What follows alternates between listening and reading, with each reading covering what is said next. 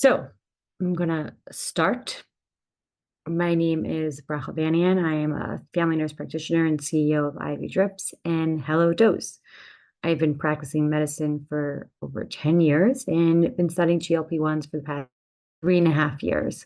I'm a big advocate for GLP-1s. I believe they're a revolutionary drug, and I'm here to educate and help people learn how to use them.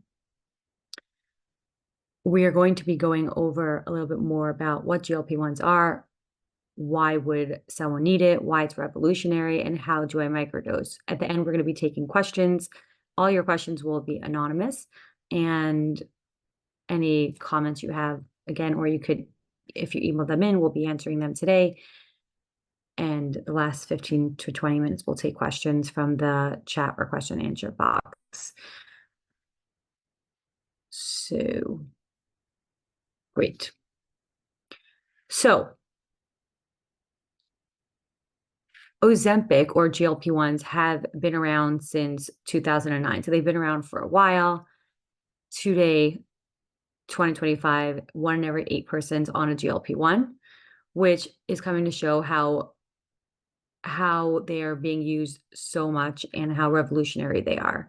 They are changing healthcare and improving not only our health span, but also our lifespan. Last year, Bloomberg put out an article saying how the CEO of Walmart said that he saw a decrease in sales in the food department due to GLP-1s, which is showing us how many people have changed the way they eat due to these medications. So they're not just about weight loss anymore. They're about changing the way we see healthcare. And we're going to talk about that a little bit today. Okay. So as people are joining, I'm going to continue to say, if you have any questions, put in the chat box or the question and answer box. And at the end of the session, I'm going to answer all questions, whatever we have time for. I want to talk a little bit about weight loss and GLP-1s, what they do. And then we'll talk a little bit about microdosing, how you microdose, and how we really have a system to help people lose weight, but also keep it off. So let's just talk about weight loss for a second, because weight loss is multifactorial. There's so many different reasons why someone struggles with their weight. It's not just about calories in, calories out, and there's reasons why it's more difficult for some versus others. So with weight loss, we have different components. So one is hormones. Sometimes hormones come into play. An example of hormones coming into play is a woman who gained 8 to 10 pounds during menopause. She's doing nothing different, but she gained weight, and that's because her body's storing sugar differently. Metabolism. Your metabolism could change, and that could cause you to gain weight, or sometimes people just have slower metabolisms. Your genetics, sometimes you have certain type of genetics, and that's kind of what you're born with. It's almost like your pot of luck. If someone lives a very stressful life, they're going to have something called cortisol levels that are going to be very high. And when your cortisol levels are high, it causes your glucose and insulin to be higher, which causes you to struggle with weight loss. Processed food. Processed food is addictive. It's manufactured to make us want more. And so when that happens, the more we eat it, the more we want it. And so whether it takes a day or month or years, when our brain gets used to processed food, it continues to want more and more of it. And the problem is that it's high calories and it's low nutrient. And so processed food is an addiction, and it's important for us to realize that that is a factor. If we grew up eating processed food, that's going to make it more difficult for us to lose weight. Lifestyle, if you have a certain type of lifestyle where you're drinking a lot or going out to eat a lot and you're eating a lot of processed foods, or you grew up in a home where you had certain type of foods that you're accustomed to, our culture makes a difference. Insulin resistance makes a difference. So insulin resistance is something that's not spoken about. I think that is one of the most important things when it comes to becoming healthy. Your metabolic health, which is your glucose and your insulin. The higher your glucose and insulin is, which at a different time we'll talk about how to manage that, then the harder it is for you to lose weight. So someone who has been overweight their entire life, it's harder for them to lose weight because their body doesn't respond to the glucose and insulin cycle as much. And when that happens, it's harder for them to lose weight. So one person may have an easier time losing weight, but another person may never be able to really get over that hump to lose weight because they're insulin resistant. And then there's psychology and belief systems. Certain people have certain belief systems about how they feel about food on a very subconscious level. There's a lot of studies show that a lot of females who are overweight have been sexually abused when they were younger, and then they eat food to feel protected. There are certain people that, let's say, grew up in a home of people who went through the war, and so they grew up understanding that they need to save the food, and maybe they have to eat it now, or they may not be able to eat it later, and so that gets passed on from generation to generation. A body set point, right? Let's talk about body set point. If you have a certain set point, it's really hard to change that. What does that mean? If you weigh a certain amount for over a year, 2 years, 3 years, that becomes your body set point, which means your body's used to weighing that weights. And if you try to change it, it thinks that it's like starving. So for example, if you go on a trip and then you gain a couple pounds, when you come home, your body's actually going to shift back to the regular set point. And same type of thing, if you gain weight or lose weight, our body wants to stay at the set point. So if you've been a certain weight for a certain amount of time, it's much harder to change that set point. And so sometimes medications help with that.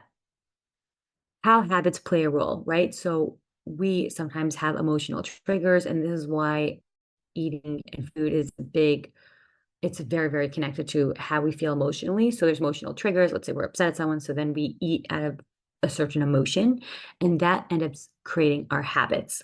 Habits are very hard to change, and only you could change your habit. There's no drug that you could take that could change your habit. It's only up to you. But what could you do that could help you jumpstart your journey that isn't changing your habit, changes the way your brain works, right? What if something's going to help with those emotional triggers a little bit? It'll allow you to make different habits. And so that's what this medication does. It helps change something in your brain to allow you to develop new habits. There's many different ways you can take this drug, which is so cool. You could take this drug by really just cutting your entire appetite and not eating, which is very dangerous, or you could take it as a tool to fix how you live your life and change the way your brain works. This is why education is so important when you're taking these drugs, because you have to understand how to use them and how the medication will play a role and how you will play a role. So whether you're microdosing or whether you're taking high dose of GLP-1 and you're taking it for, a long-term weight loss journey and you need to go to higher dosages, it doesn't matter. At this point, you always have to understand, what's the medication doing and what am I doing? And both have to play a part to have success. It's not just the medication. If it's the medication, then you will find that you may not have sustainable weight loss. So let's talk about why this medication is revolutionary, okay? Whether you're microdosing on it or you're going on it on a regular dosage, it doesn't matter. The drug almost the same. So we spoke about GLP-1 process. So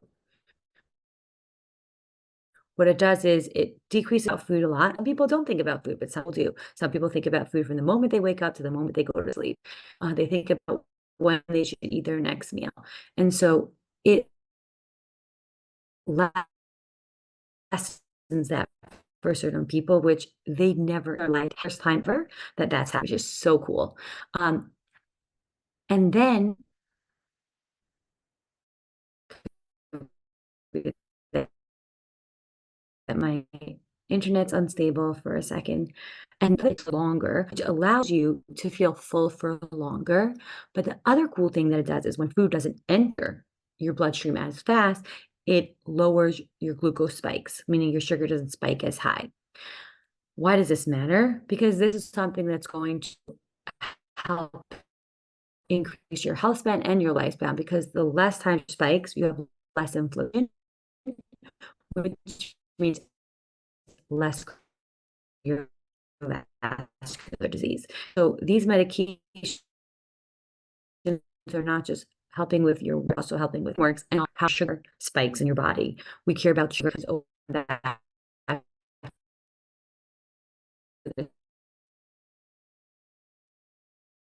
Sugar and insulin, about insulin resistance.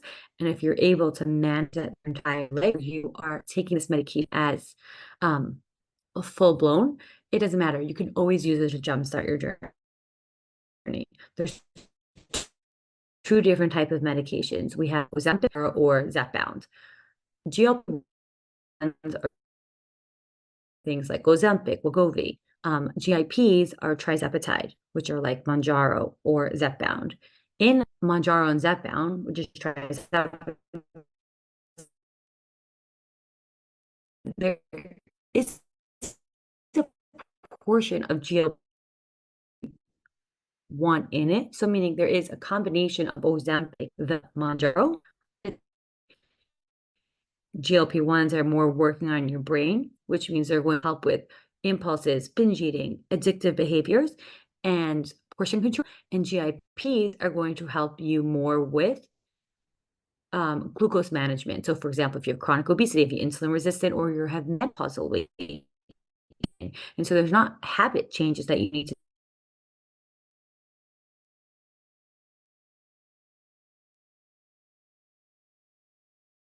The medication working on your body. So depending on what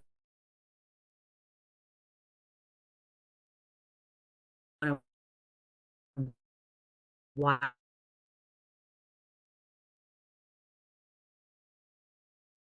driven, and it's not logically driven. And so what could you do when you take these medications to now shift your brain to do these decisions as a logical decision and not an emotional decision? And once that happens, you could then shift from your old habits to your new habits, and then use this drug as a way of developing new habits, not as a drug that's suppressing your appetite and making a quick fix. Just a reminder to anyone that came in, remember, you could just ask on the chat any questions. Okay. So, microdosing. What does microdosing mean?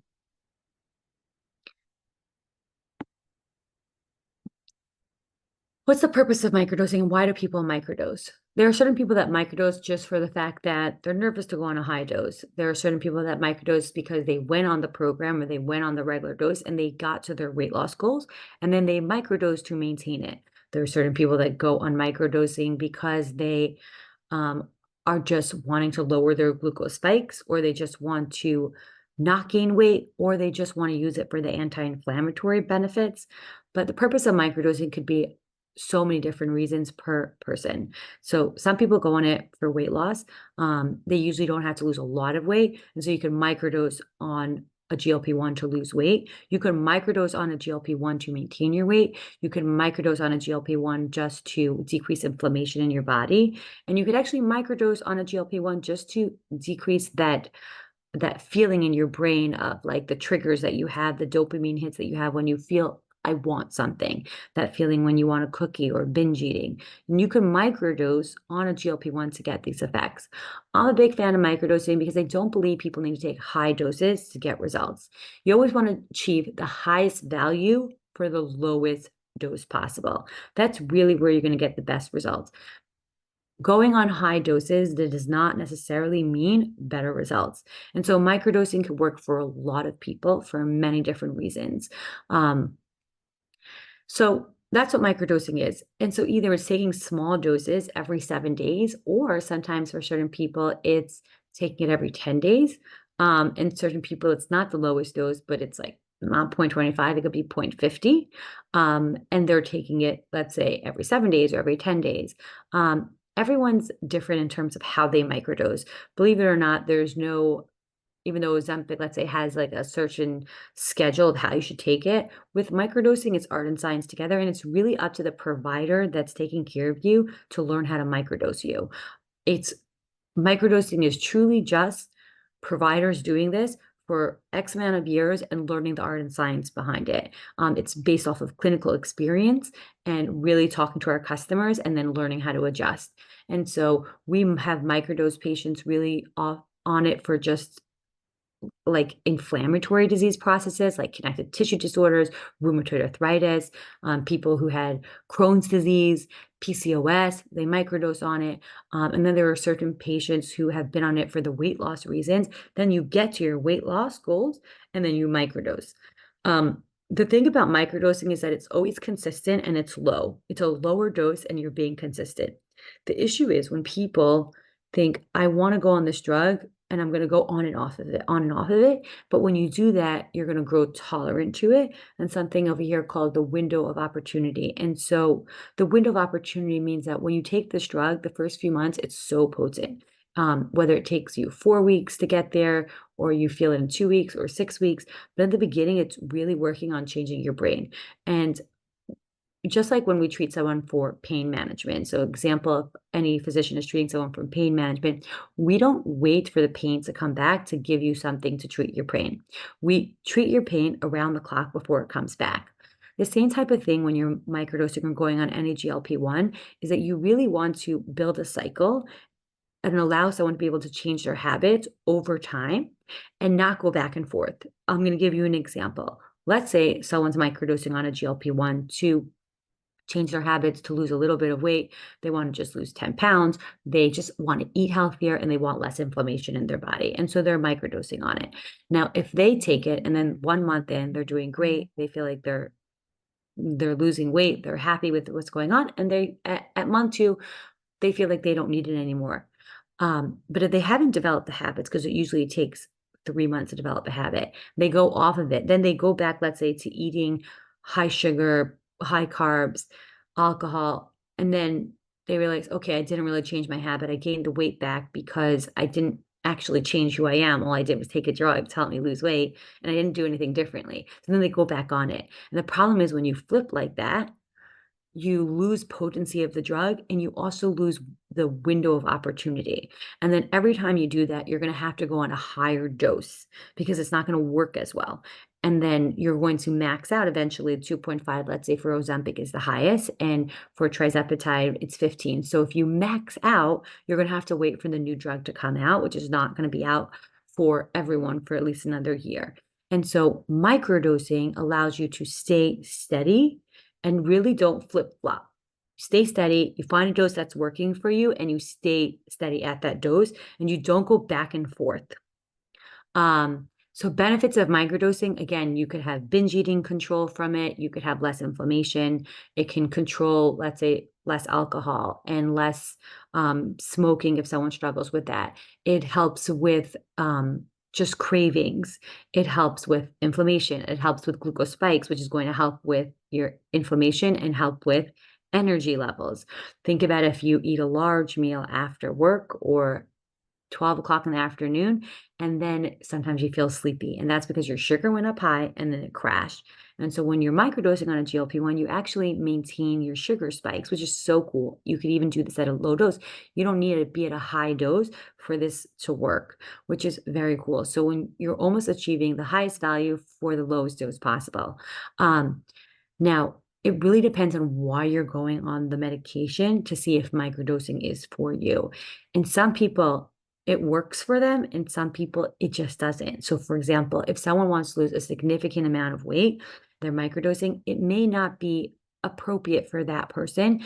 They may need to go on higher doses. It really will depend on how it's working in their brain. Is it allowing them, what I spoke about earlier, having that split thought, meaning is it allowing them to break apart the emotion and the logic and then allowing them to act via logic?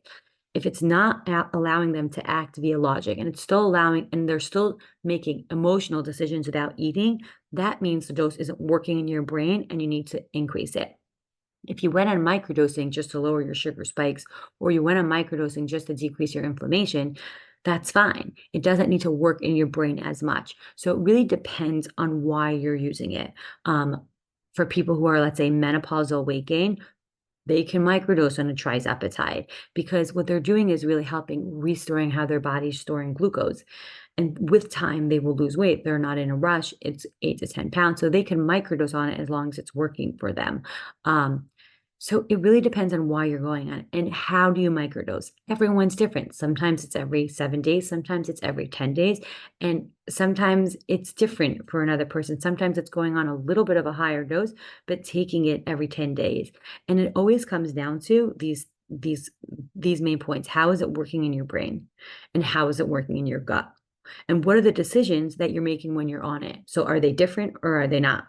Regardless whether you're microdosing or taking a GLP-1, for on high doses, you always have to think about, is the person going on it the same person going off of it? Meaning, did I change who I am and did I change my habits when I went on it and when I'm going off of it? If you're the same person doing the same things and just eating less because you're feeling full, but you're still eating the same type of foods and you're not changing your lifestyle, regardless whether you're microdosing or taking high doses, you're always going to gain the weight back. And most people gain the weight back because they don't use it as the window of opportunity and they're not being dosed correctly.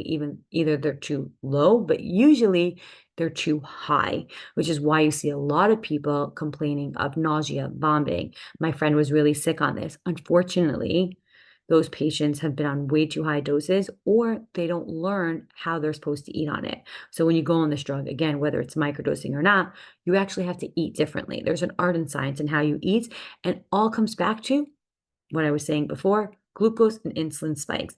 At the end of the day, the most important things that you want to control in your life is your glucose and insulin. And once you learn all the different things that affect your glucose and insulin, and how do I master controlling my glucose and insulin, then you will master your health and you will increase your health span and lifespan. That's 100% proven. Glucose and insulin are the two most important factors when it comes to controlling your health. And GLP-1s will control that. You can control it without a GLP-1, but a GLP-1 will control that. Whether you microdose or not, it will still help you with that. So I'm just going to talk about the drop method and what we do. So whether you're microdosing or not, this applies. So for example, the way we dose patients and how we help patients keep the weight off is by this special method. D is for dosing. So at the end of the day, microdosing or whether you're going on high doses, how you are dosed is going to be one of the most important things that will happen on your journey. Dosing is so important because that dose is going to determine how it's going to affect you. When your dose is too high, you get side effects. When your dose is too low, you think it doesn't work. And so understanding how the person should be dosed is so important. Understanding when to go up, when to go down, understanding when you want to go off of it. How do I decrease my dose and how do I get to, let's say, a maintenance or microdosing plan? But dosing is so important. At the end of the day, you want to, if you're not, obviously not doing this for diabetes management, if you're doing it for weight loss or something else, you want to make sure you're in the right dose and you want to stay at the lowest dose possible to have the maximum benefits. So dosing is one of the most important things. When people are dosing you, you should never try to figure out your dose yourself. When, as I said, the first 3 to 4 months are the most important times when you go on a GLP-1. The person dosing you should understand. They should be asking you certain questions. How is it working in your brain and how is it working in your gut? What are the decisions you're making? Because if you're on the right dose and you're not changing your habits and you continue to eat the foods that aren't good for you, and you don't eat it in the way you're supposed to eat your food, you're not eating it in the right order, then you go off the drug and you just are the same person. So whether it takes a month to gain the weight back or 3 months, a lot of people I speak to come to us and say, I went on this. I don't like Ozempic. It doesn't work. I literally was so sick for 3 months and then I gained all the weight back 6 weeks later. And that's because their dosing was off. So dosing is so important. Another thing that what's going to happen when you have dosing is something called real-time feedback. Pay attention. So if you're on a GLP-1 already, you want to pay attention to these things. And you could even test it. You could eat something that's high in sugar, which is going to cause your insulin to spike. Anytime you're on a GLP-1 and your insulin will spike, it will cause you to feel nauseous if you're at the right dose. It shouldn't cause you to feel nauseous it shouldn't cause you to feel nauseous in general, but when you eat something that's high sugar or going to make your sugar spike really quickly, or something fatty, anything that's going to make your sugar spike, it's going to give you real-time feedback. So instead of looking at the medication and saying, oh my God, this medication makes me so sick, it's actually going to say, oh, okay, this medication is giving me real-time feedback. I like to use the example of a coach. Let's say you have a coach and you're lifting weights and they're going to say, tuck your stomach in, put your hips forward. And then imagine you say, oh my God, it's the worst coach. He's telling me what to do all the time. And he's like, he's always like just saying, do this, do this, do that. Such a bad coach.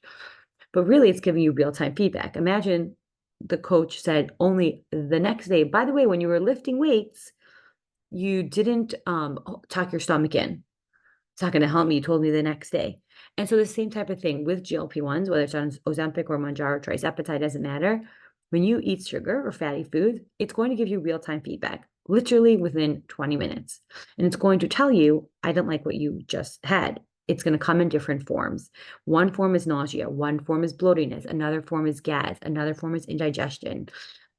It's going to talk to you. So all of a sudden, what's happening, you're able to observe what your body wants. Your brain and your gut start communicating. That's when you know you're at the right dose. Now you have to start paying attention. Okay, so this is how we use the drug in such a different way. So now it's not about just suppressing your appetite. Because when you just suppress your appetite and you're not using it as a brain drug and you're just using it as a gut drug, then you really miss the entire benefit of the medication. And when you go off of it, you gain the weight back, which is what happens to most people. So what happens? We have something called the pause factor. Pay attention. When you're on the right dose, you have something called the pause factor, which means you see something you want and there's a moment. It's called delayed instant gratification that these medications cause. Delayed instant gratification, which means that you are going to have a moment where you're not going to feel the pleasure of doing something that's usually pleasurable to you, whether it's drinking alcohol, whether it's having a cookie. And so with this delayed instant gratification, it allows you to make different choices. So you'll say, okay, this cookie actually, I usually think it makes me feel good, but now I'm having a delayed instant gratification moment. And so I'm thinking, okay, actually, this cookie isn't really going to make me feel good. It's just my habits. And the trigger is not as strong anymore, so I'm able to make a different decision. You do that time after time after time, whether you're on high dose or microdosing, then eventually you're going to change your habits. And so learning how to do this pause factor, which all comes back to dosing, which is why microdosing is so cool. Because if you're with the right provider, they can microdose you to get these effects without going on high doses. Unfortunately, people don't understand this and they go on doses that are very high and then they max out. Once you max out on a medication, it's really, really hard to help someone. It really is hard. And then you can go to a different drug. If you max out on both drugs, it's, again, always going to help you with the glucose spikes, but it's not always going to help you with the cravings and the control. And it's not going to always give you real-time feedback. So really staying low as long as possible and using the medication correctly, regardless. Another thing people do is they flip back and forth from medication to medication. So they'll go from Ozempic to Trizepatide. And when you do things like that, you also grow tolerant to the medication. So when you go on the medication, then you go off and you go on it, and then you go off, you lose tolerance to it, which is why microdosing is cool. It's better to stay in low doses for a longer period of time and learn how to make it work in your body and find the right dose for you and stay on it and keep to the habit versus going off and then going back on. Because if you do that, you won't ever be able to microdose. You're going to have to go on high doses. Okay, so now I'm going to answer a couple of questions that people have asked that they sent in, and then we're going to take questions from anyone that's puts on the chat. So just ask all your questions and we will try to go through all of them. So a patient asked that she's been on 14 milligrams of oral GLP-1, which is Rybelsus, for almost a year. Initially, she lost about 10 to 15 kilograms over the first 9 months. And then around April, 3 months ago, she had a Passover period of multiple large meals over the course of a week. My weight has steadily been increasing and I put on weight, okay, a whole dress size. The GLP-1 is no longer working to curb my appetite and I'm eating and snacking like I did before. This is a great question because it's so typical. It's so typical, and this happens to most people who don't use the drug correctly. The first thing is GLP-1s. So the oral medication does not work as well. It just doesn't. The injection works way better. Someone like her, I would say start again with the injection. The lower dose will probably not work for you, but it'll still work for you at a little bit of a higher dose. The other thing what happened is that she didn't really change her habit and she may not have been looking at the real-time feedback that we just spoke about and learning how to adjust. And so when you push through that and you don't listen to your body talking, so over Passover, what happened was the medication with time isn't as strong. And then she had multiple large meals over a course of a week. Now, once she did that, like once you mess up like that in terms of like the pattern and what you're doing, and she's already on the highest dose, then it almost stopped working for her. She wasn't able to use it as a brain drug. She was using it as a gut drug. And the gut drug at this point maxed out. Meaning if she would have understood that she's using it as a way to change her habits versus using it as an appetite suppressant, then and you see here she was on the highest amount, like this is 14 milligrams is pretty high. And so she wasn't able to maintain the weight loss because she was just maxing on her doses, definitely not microdosing here, and just using the medication. So remember in the first slide, I spoke about what's your role and what's the medication role. And when someone maxes out on the dose and just makes the medication do all the work, meaning I'm not really changing what I'm doing, I'm not focusing, I'm not doing lifestyle modifications, I am going to gain the weight back. Here, the GLP-1 stopped working for her. Once you start eating, let's say, the processed food and large meals and stopped working, now she has a problem. Either she stops it for a bit and goes back on it later, probably with injections. At this point, oral GLP-1s is really not going to work for her, or she goes on trizepatide. Someone who's probably been overweight her whole life, if that's her case, I do not know this person, then I would say maybe trizepatide would have been better for her. But the other thing I would suggest for this woman is going on a glucose monitor to understand her sugar spikes. So a glucose monitor is something we do that live time, we see what you're eating and how your sugar is spiking. She should be a little bit more aware about what's going on in her body and how her body is reacting to the sugar and her relationship with sugar and food and how much she's eating and how high her sugar is spiking. And so what happened was I don't believe she used the drug correctly in the window of opportunity that she had, and then she maxed out. So always go back. I love microdosing. Microdosing is like my favorite to me because you can go on low doses and get full effects if you're using it correctly. Most people don't, and then they max out, and then it doesn't work. Okay, a few more questions, and then we'll answer questions in the chat box. So how do I use this through menopausal to maintain weight? So menopausal weight gain is a big thing. And what happens in menopausal weight gain is that a patient will just gain between 8 to 10 pounds due to menopause. There are times females that I speak to that say, I gained 30 pounds because of menopause, which is not true.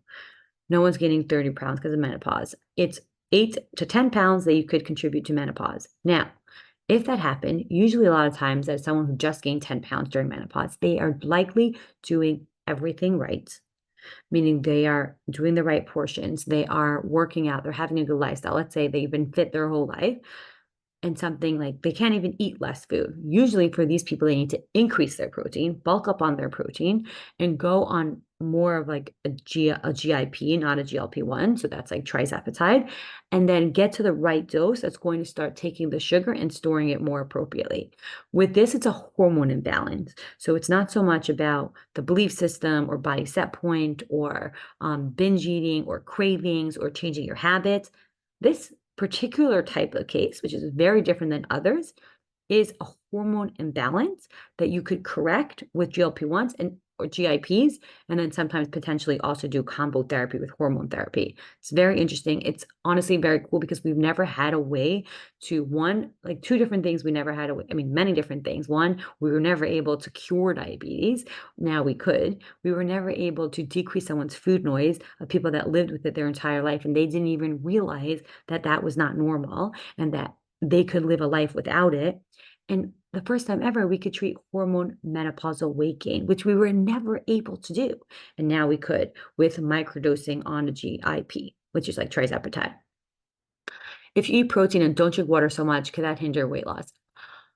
Okay, a couple of different things. When you, just like when you go on these medications, you don't recognize that you're as hungry. You don't recognize that you're thirsty. And so again, it always comes back to doing things that are logically what you need to do versus emotional.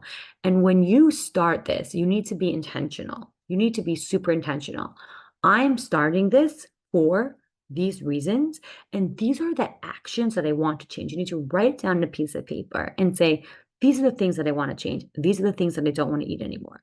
It's not about restricting your body. It's about protecting your body. It's your temple. It's trying to take care of it, observing what your body wants. And so It's not that I don't feel thirsty, I'm not going to drink. It's intentional. I know I need to drink water. I know I need to eat protein, and making those decisions now, because the emotional triggers aren't there, but you still need to make the logical decision about what you want to eat for breakfast, lunch, or supper. If you want to eat twice a day, that's fine. What do you want to eat? Timings, like all of these things should be thought about and should say, I want to consistently do this. If you cannot, maintain it. When you're off the GLP-1, don't do it when you're on the GLP-1. The decisions you make should be that you can maintain it. Okay. Another benefit why I like microdosing is because it's more subtle. It's not drastic. It's not these drastic changes that people are taking, and they're able to really focus on the habitual changes they want to make. What is the upside to slowly increasing your dosage, which means not losing weight first? So, first of all, going on a lower dose in the beginning is totally fine. Certain people find it to be a very strong dose, and certain people don't. And certain people, maybe it takes time to get to the right dose, but it's always better to go slow, because if a lower dose works for you, that's great. Like, once you go to a higher dose, like, you really can't go back.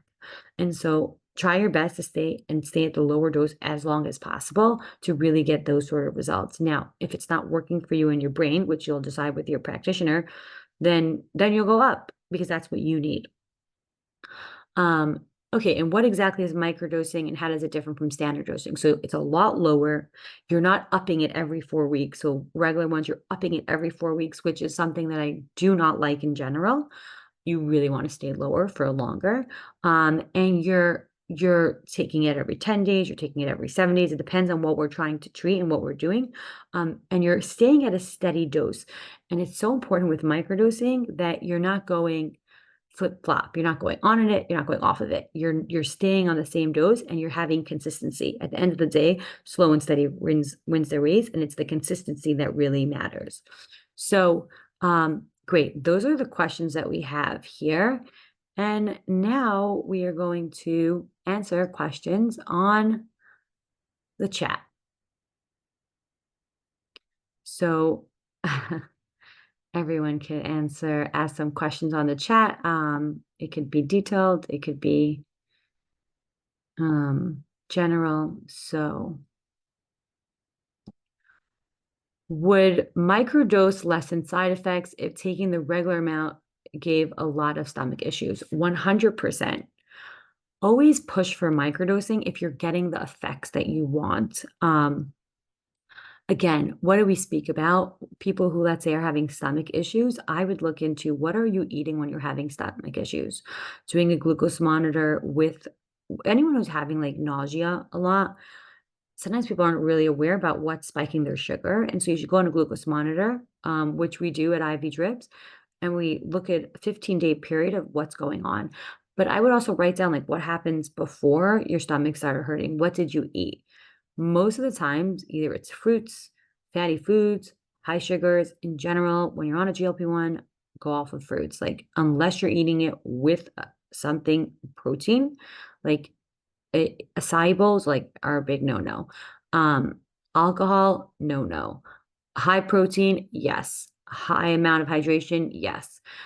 So yes, if you're having those sort of side effects, definitely microdose. Now, it depends. I don't know your story, but it could be that if you try going down, the effect that you want in your brain may not work anymore. So you have to see, or you have to adjust you have to have someone who understands to dose you correctly. You have to figure that part out.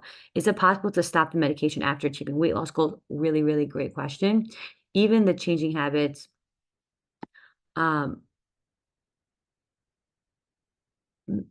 okay, so she's asking, is it possible basically to go off the medication after achieving your weight loss goals? Which is 100% it is. But as I said before, most people gain the weight back. So how do you go off of it and not gain the weight back, right? That's the big question here. And it's going back to that drop method. It's getting the right dose that's working in your brain and your gut, and giving yourself real-time feedback, and then listening to what your body wants.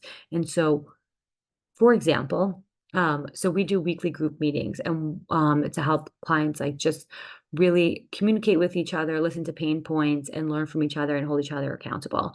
And so I had a client in one of the group meetings say, every morning I usually have a cookie with my coffee. And I did that because my mother did it. So talk about lifestyle and just things passing on from generation to generation. But she said when I went on a GLP-1, I thought I actually don't need this cookie, but I take it out of habit. And another woman said she always had like snacks after dinner, and she realized that she wasn't hungry after dinner, and she had her protein and she was good, but she kept doing it out of habit. Even when she was on a GLP-1. And so then she had to learn, like, oh, now's the time. It was like the beginning of her program where she was like, oh, now's the time I switch. So what did we do? We switched it out for tea. And now she drinks tea instead of those snacks that she was having. And then that became her new habit. And so when she's going to go off the GLP-1, she's going to titrate slowly because you always titrate slowly. You never stop it abruptly. So she's going to titrate slowly to go off the medication. And as she goes down, we're going to see how's it working in her brain. Like, did the habits come into play? And then you see as you go down and you start doing some sort of microdose level, you start saying, is it working? Am I returning back to my old habits? Am I returning back to my old self? Or am I a new person? And that period is so important because if you're returning back to your old self, that means you didn't use the drug correctly. Um, so uh, this question was she's asking about menopausal weight gain, going and the good thing about this is sometimes actually with the menopausal weight gain, you can go on these medications and adjust your habits. Sometimes you don't even have habits to adjust, but with menopausal weight gain, you could just microdose on it or go off of it after you achieve your weight loss goals because it actually shifted the way it works in your body. And so it's not so much that you're going to go back to old habits because it's the same habits. Sometimes you can go off of it and you'll keep the weight off. Sometimes you may just have to go on a low dose and stay on it. Depends on the person. Okay, thank you. All right. Is there an off ramp eventually? Okay, so take a couple more questions.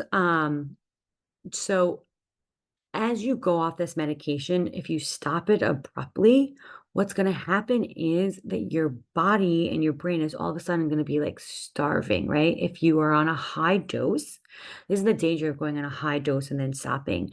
Your brain is like, forgot how to do portion control because you were never hungry. So the dangers of a high dose are like really, really dangerous, especially if you're not using it correctly. Um, with microdosing, you don't have that problem as much because also remember, we spoke about the brain doing certain things and the drug doing certain things. And so with the microdosing, it's really playing that beautiful balance of what are my habits? What am I changing? And what's the drug helping me with, right? What is the drug helping you with? The drug is helping you feel full for longer and decreasing your food noise. But the other thing the drug is helping you is that pause factor we spoke about. It's delaying instant gratification. And you could get that when you're microdosing. You just have to pay attention for it. Are you getting it? It's almost as like these drugs are working, but we have to listen to it. Like the brain and the gut are talking to each other, but we really have to pay attention and listen to it.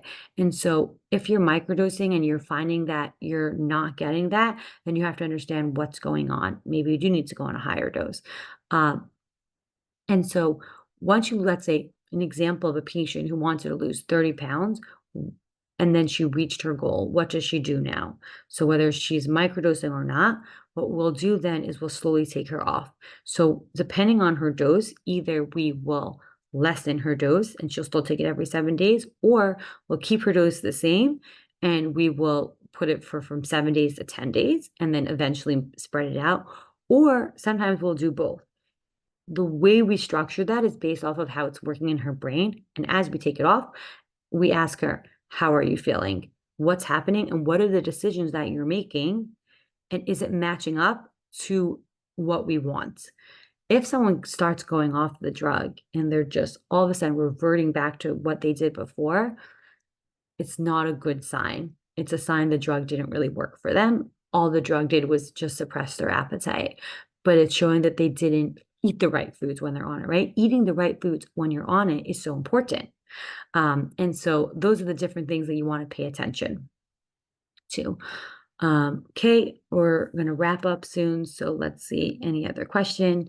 It's retraining your brain basically to do the job of the meds, correct? So this is like a great time when you're on a GLP-1 to retrain your brain. The window of opportunity. The first 4 months that you're on this drug, you're retraining your brain. You're having a delayed instant gratification, and you're going to start thinking what my body feels and not running to habits. In general, it's really hard to change habits. But what if there was something that could change our brain to not have the triggers, to not have that impulse, to not have that dopamine hit, that we could just logically say, you know what? I actually don't want to eat this right now. I'm actually full. I don't need to eat more. I actually don't want that. All of those decisions you can now make and then change your habit. And it becomes so much easier when you're on a medication that's fixing your brain. Um, okay, what would be the cause of feeling faint while you're on the drug? I'm curious to know what dose you're on and how much you're eating, how much you're hydrating, how much grams of protein you're eating. Like, are you eating enough food? So if you're feeling faint on the drug is supposed to give you more energy. High chances you're not eating enough.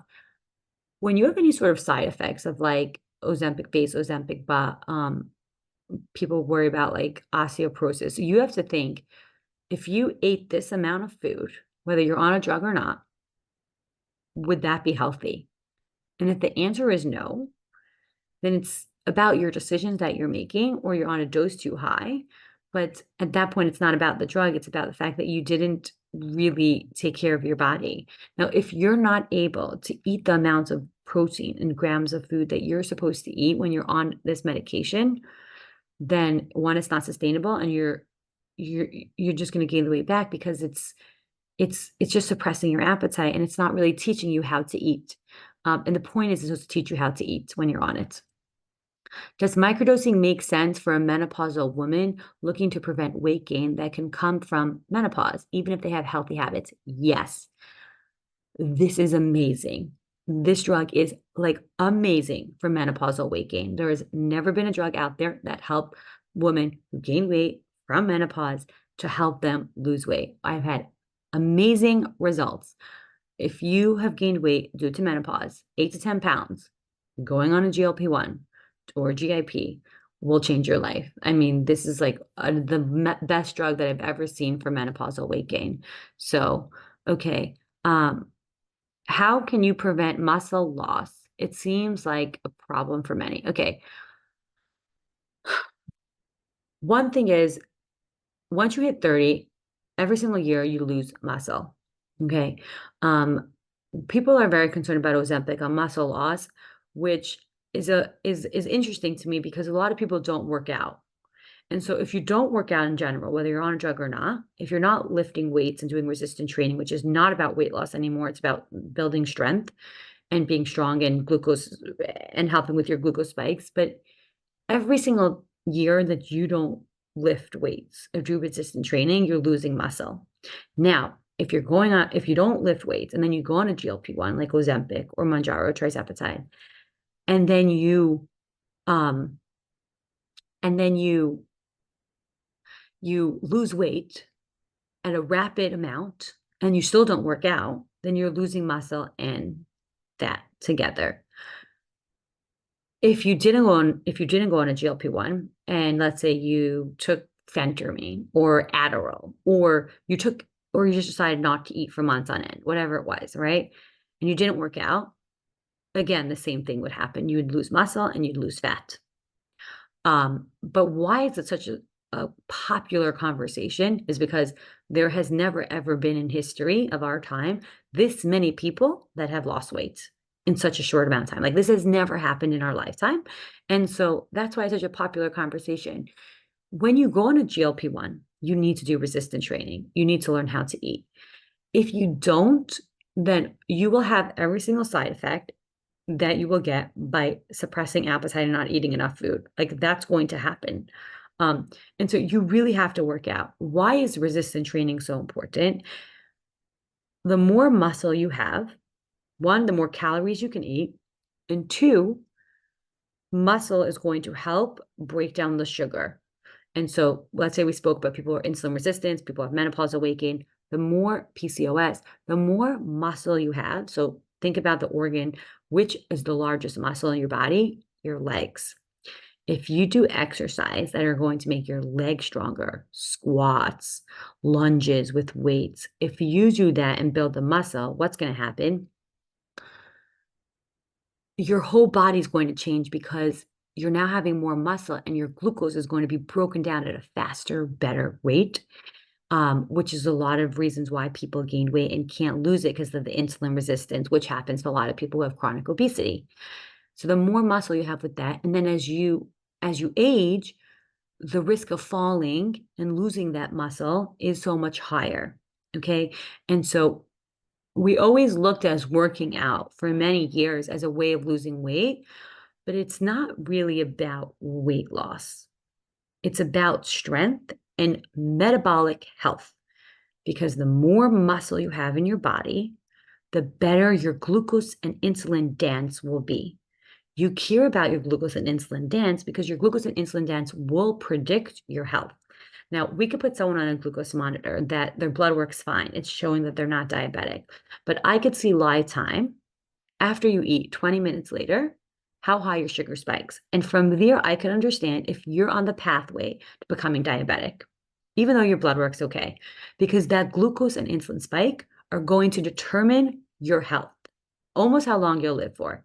So how do you control that, right? We said you go on a GLP-1, you control that. You control that based off of how you eat. The order in how you eat your food matters, and how much muscle you have.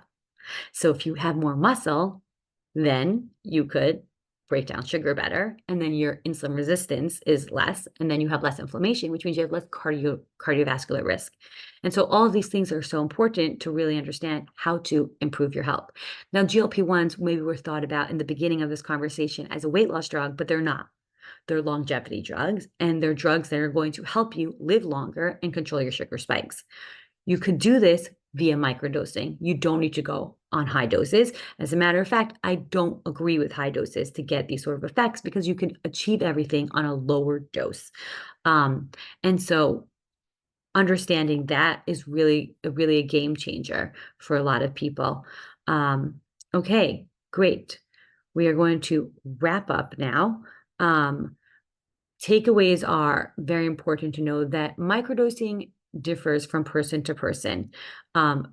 Not everyone has the same microdose amount, and how often you should do it also depends. At the end of the day, you want to think about two things. How is it working in my brain and how is it working in my gut? Is it controlling my decisions or am I controlling my decisions? How much work I'm doing and how much work the medication's doing. And how full am I? Am I full after food? Am I still reaching for the second portion or now I'm full after the first portion? So that's good. That shows that's a good sign. And then thinking about what are the decisions I'm making on it, the delayed instant gratification, and could I change my habits through it? Like, is the medication working enough that it's allowing me to change my habits, or is the medication doing all the work and I'm just like, I don't even want to look at food. When you go on this drug, it's important to be titrated to find the right dose for you. And then when you go off of it, you have to be titrated off of it because you don't want to shock your body by being, especially if you're on a high dose, to just all of a sudden go into a lower dose and all of a sudden you're going to get strong cravings of being super hungry and you don't know how to manage it. So anytime you're going off this drug, you always want to go off slowly. And that's very, very important. Microdosing is really one of the best methods as long as you're able to achieve what you want in your brain and gut and not flip-flopping. So don't go from medication to medication. This is why it's so important to be with a provider who's helping you, because if you're doing guesswork, and I speak to patients all the time about this, when they guess and then they come to me when they're like at 10 or 12.5 milligram of trizepatide. It's really hard to help people at that point. It's really important to get help at the beginning of your journey. Because when you max out on those meds, it's like very hard for us to help you and try to make it work in your brain anymore. And then when you flip from med to med, you also grow tolerant to it. So people go from Ozempic to trizepatide and they're like, Ozempic was working better for me. Then they go back on and the dose doesn't work for them. So they have to go higher. And so don't abuse the drug because you could abuse it and then it won't work well for you. So use it correctly the first time around so that it not only will help you lose weight, but it'll help you sustain the weight. And we do know that most people do lose weight on these medications. It happens, but most people don't sustain it when they go off of it. And so the whole point of what we do is really teaching patients how to lose weight, but also how to keep it off. And that's done through the methods that I spoke about. And a lot of times it's not even about eating less, it's about eating right. And so that's it for today. You can get our information at hellodose.com or on Instagram at hellodose, or IV drips. We do consultations, and you are assigned to a nurse practitioner who guides you throughout your way, whether you're doing high doses or GLP-1s. Our nurse practitioners are, or you're doing microdosing. Every single one of our nurse practitioners are understanding how to microdose, because that's what we specialize in. It's a big, we're very passionate about it, and adjusting your dose accordingly. There's no one size fits all with GLP-1s, because no one's weight loss journey is the same. And a lot of people don't go on it for just weight loss. Some people go on it for inflammatory disease processes. Some people go on it for Crohn's disease. Some people go on it for binge eating. Some people go on it for addiction. Some people go on it for alcohol. And we put patients on it who are bulimic. And so it helps with their purging. That's addictive in their brain. And so there's so many uses of this drug. It's not just about weight loss anymore. It's really about a longevity drug that controls your impulses and your metabolic health. So that's one thing I would leave you with is, oh, wonderful. Great. I'm going to tell Victoria that. One thing I would leave you with is the one thing you want to think about when you want to go on a health journey is thinking about your metabolic health. What are the different things that I could do to change my metabolic health? And what are the different things that I could do to control my glucose and insulin? If you want to learn more about glucose and insulin, then we can put you on a program. It's 15 days. It's a monitor that checks your sugar. It's in the back of your arm. It's lifetime. Everyone should do it once in their life. It's amazing. And for the first time ever, you can actually see what spikes your sugar. You don't have to rely on these packages that say no sugar. You really could see what's going on. And then you could change your habits based off of real-time feedback. Real-time feedback is always going to be the best thing that you ever could do to change habits, because again, like if the coach will tell you the next day that you didn't tuck your stomach in, it's not going to help you. But if the coach told you the time you were lifting the weights, and so GLP-1s like Ozempic or tirzepatide give real-time feedback, and a glucose monitor gives real-time feedback, because your sugar spikes within 20 minutes and it beeps on your arm and you get to see it, and then you get to pivot. So super cool. Okay, thank you everyone for joining, and you all can reach out to us on our website, hellodose.com, or our Instagram page. Thank you so much, everyone.